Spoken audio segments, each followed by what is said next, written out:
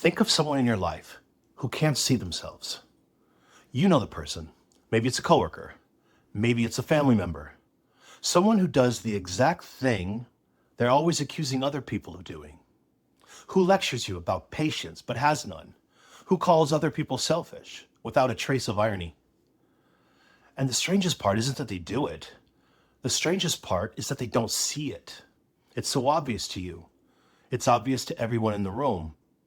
And somehow it's invisible to the one person it belongs to. So here's the question I want to sit with. Why is it always easier to see it in other people?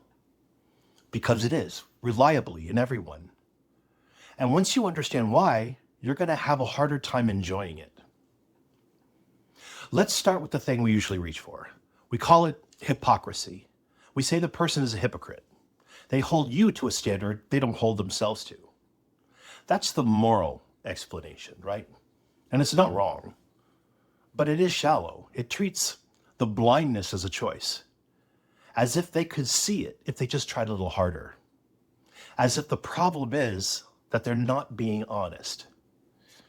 I want to give you a deeper explanation, a structural one, because what's actually happening here isn't a character flaw. It's built into the position of being a self. Here's what I mean. You have access to something about yourself that you don't have about anyone else on earth. You have access to your intentions. You know what you meant. You know the reason you snapped at someone. You were tired, you were scared, you had a terrible day. You didn't mean it the way it came out. You have the whole story, the context, the inside. Now think about how you experience everyone else. You don't get their intentions. You never get their intentions. You get their behavior.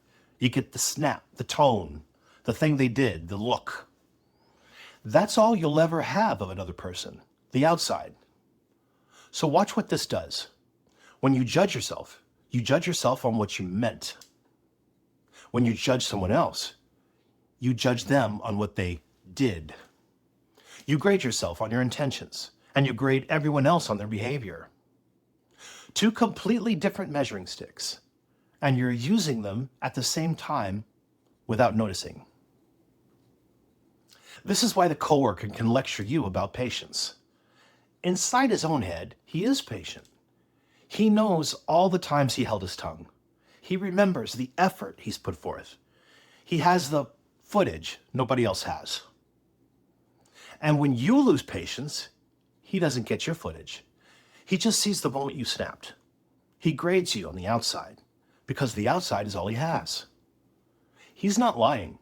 He's not even being a hypocrite, not really. He's doing the only thing the position allows. He's reading himself from the inside and reading you from the outside. And the two readings never meet. Everyone does this. You do this. I do this. And that's where this gets uncomfortable.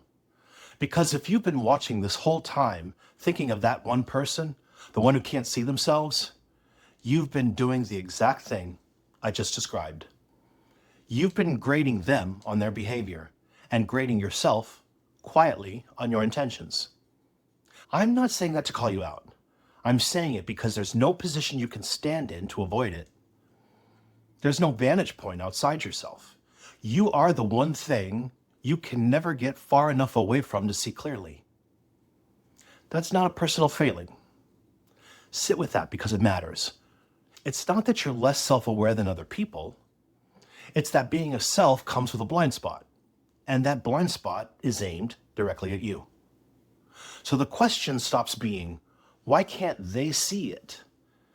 The question becomes, what am I not seeing right now? What's the thing that's obvious to everyone around me and invisible to me? Because I'm reading myself from the inside the way that coworker reads himself from the inside. And here's what I'll leave you with, because there's something you can actually do with this. The next time you feel that flash of recognition, there it is. There's that person doing that thing. Treat it as a mirror instead of a window. Not because they're innocent, but because that flash is the one moment you have a chance of catching your own version of it.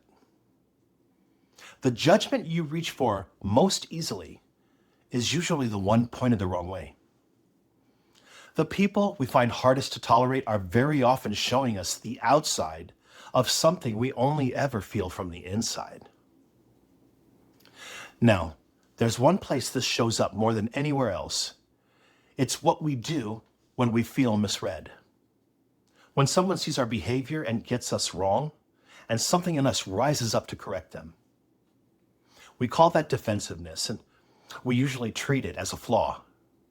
I don't think it is. I think it's the clearest place to watch this whole structure operate. A self that knows its own innocence from the inside, up against a world that only sees the behavior, and the two never meeting. I've written a full account of it. It's called the Architecture of Defensiveness, and I'll link to it in the description. It's the serious version of what we did here today. I'll be honest with you, it's denser than this video, and it asks more of you. But if that turn just landed uncomfortably, if you felt the lens swing toward you and you didn't like it, that comfort is the door. The essay is what's on the other side of it. You can visit it at profrjstarr.com, and I'll link to it again in the description. The framework it comes out of is something I call psychological architecture. And this, what we just did, turning the lens from the other person back onto the structure of your own seeing, that's the whole project. I'll see you there.